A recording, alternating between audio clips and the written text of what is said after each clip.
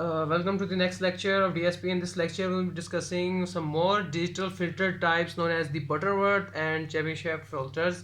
Now, a Butterworth filter is a type of filter that basically is designed to have a frequency response as flat as possible in the passband filter.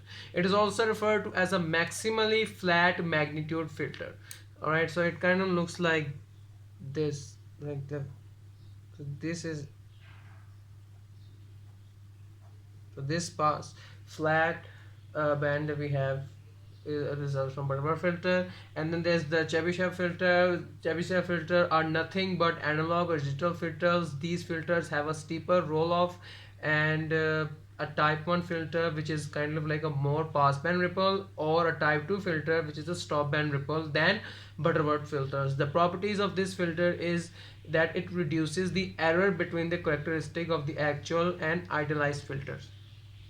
Alright, so now if we are given examples to design a low pass Butterworth filter, in which we have the stop band attenuation, the pass band attenuation, sorry, the attenuation for the pass band of frequencies 1.5 kilohertz is 3 dB, and for the stop band attenuation we have the value 10 dB at the frequency of 3 kilohertz, and the sampling frequency is given by 8000 hertz. So first what we do is that we will calculate our digital frequency in radian per second, and for the pass band filter our digital frequency would be, or formula would be given 2 pi f of p. F of p is 1.5 kilohertz into 2 pi, that would result in 3000 pi radian per second. And for the stop band attenuation we'll be having the formula, same formula, but the value would be 3 kilohertz instead of 1.5 kilohertz. So that would be 3000 into 2 pi, that would result in 6000 pi radian per second. Now we already know that the time t is the inverse of sampling frequency 1 over fs, that would result in 1 over 8000 seconds.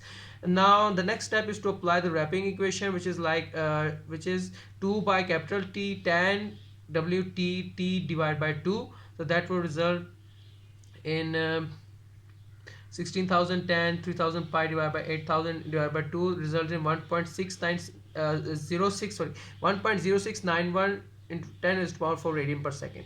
That was for the pass band, and for this stop band we have the same values, for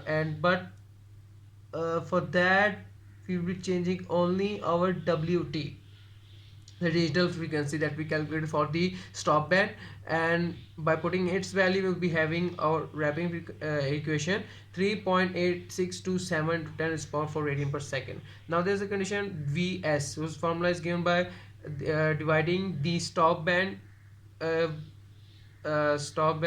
frequency by the pass band, and by that we have 3.6130 radian per second.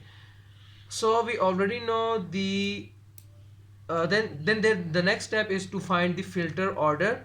N was formula is given by n is greater or equal to log into 10 raised to power 0.1 as, which is the stop band attenuation, minus 1 divided by epsilon naught square divided by 2 log of 10 into V of S. So we have already calculated V of S. We already know what is our stop band attenuation. We only need to calculate this epsilon naught square. Epsilon naught square is given by 10 raised to power 0.1 into the pass band attenuation minus 1. We already know the pass band attenuation is 3 dB, so putting the value of pass band attenuation in this formula we will be having our epsilon naught square is equal to 1. Now we know our epsilon naught square value, we will know our Vs value, putting the values of these two terms in this equation, and to calculate n is equal to 0.8553, which when rounded off results into n is equal to 1. So when n is rounded off up and given the value 1, we have a low pass prototype. We know for a fact by looking at a table, when n is equal to 1, our low pass prototype values equation is given HPS is equal to 1 over S by plus 1. Now as discussed in the previous lecture, we will be undergoing the bilinear transformation again. First we will put its prototype transformation. Since this is a low pass prototype, we will be using we will be having a 1 over S plus our cutoff frequency. For this case we have the pass band plus 1, because I've already discussed that the Butterworth filter is a filter that is designed to have a frequency response as flat as possible in the pass band region. So that is why we will be using the pass band frequency. So 1 over S plus omega AP plus 1. Further simplifying it would result in this equation of putting the values of this frequency. We already know what its value is. We already calculated it's 1.0691 into 10 to the power 4. Now finally, using the bilinear transformation method, we will calculating our z transform. uh, for that we have this equation.